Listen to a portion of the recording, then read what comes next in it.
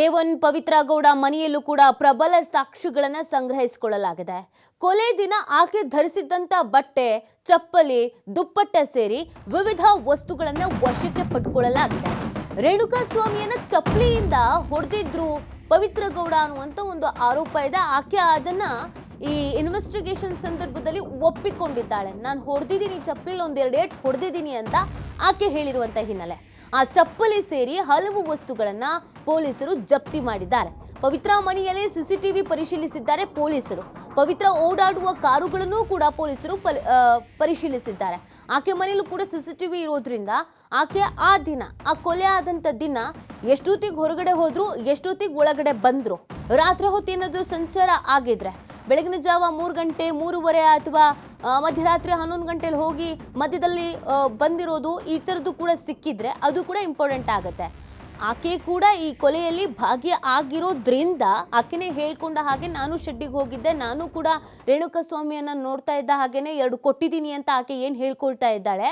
ಅದೇ ಥರ ಆಗಿದ್ರೆ ಆಕೆ ಮನೆಯ CCTVಯನ್ನ ನಾಶ ಮಾಡದೆ, ಆ ಸಾಕ್ಷಿನ ನಾಶ ಮಾಡದೆ ಹಾಗೆ ಇಟ್ಕೊಂಡಿರ್ತಾರ ಅನ್ನೋದು ಸಾಮಾನ್ಯವಾಗಿ ಕಾಡುವಂಥ ಪ್ರಶ್ನೆ.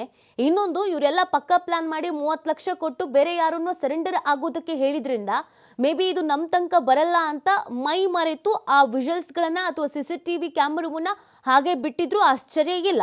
ಸೊ ಹಾಗಾಗಿ ಒಂದು ವೇಳೆ ಹಾಗೆ ಏನು ನಾಶಪಡಿಸದೇ ಇದ್ರೆ ಅದು ಕೂಡ ಇಂಪಾರ್ಟೆಂಟ್ ಸಾಕ್ಷಿ ಆಗುತ್ತೆ. ಮತ್ತು ಆಕೆಗೆ ಹೇಳಿಕೊಂಡ ಹಾಗೆ ನಾನು ಅವತ್ತು ಧರಿಸಿದಂಥ ಚಪ್ಪಲಿಯಲ್ಲಿ ರೇಣುಕಾಸ್ವಾಮಿಗೆ ಹೊಡೆದಿದ್ದೇನೆ ಅಂತ ಆಕೆ ಹೇಳ್ಕೊಂಡಿದ್ದಾಳೆ.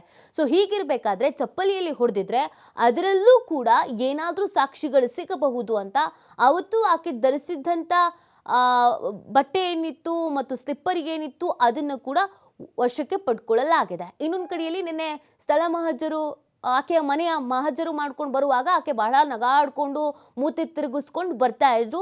ಈ ವಿಡಿಯೋಗಳು ಸಾಮಾಜಿಕ ಜಾಲತಾಣದಲ್ಲಿ ವೈರಲ್ ಆಗ್ತಿದೆ. ಬಿಕಾಸ್ ಇಲ್ಲಿ ಬಾಸ್ ಅಭಿಮಾನಿಗಳು ಅಯ್ಯೋ ಪಶ್ಚಾತ್ತಾಪನಾದ್ರೂ ಪಟ್ಟಿರ್ತಾರೆ, ಹಿಂಗಾಗೇ ಇಲ್ಲ ಹಂಗಾಗೇ ಇಲ್ಲ ಅಂತೆಲ್ಲ ವಾದ ಮಾಡ್ತಿದ್ದಾರೆ.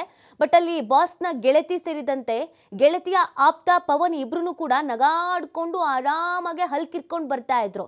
ಅಂದ್ರೆ ಇವ್ರುಗಳಿಗೆ ಒಂದು ಸ್ವಲ್ಪ ಪಶ್ಚಾತ್ತಾಪ ಅನ್ನೋದು ಕೂಡ ಇಲ್ಲ. ನಮ್ಮಿಂದ ಹೀಗಾಯ್ತು, ಒಬ್ಬ ವ್ಯಕ್ತಿಯನ್ನ ನಾವು ಕರೆಸಿದ್ವಿ ಅಥವಾ ಕೊಲೆ ಆಗಿ ಹೋಗಿದೆ, ಇದು ಯಾವುದೇ ಪಶ್ಚಾತ್ತಾಪ ಇಲ್ಲ.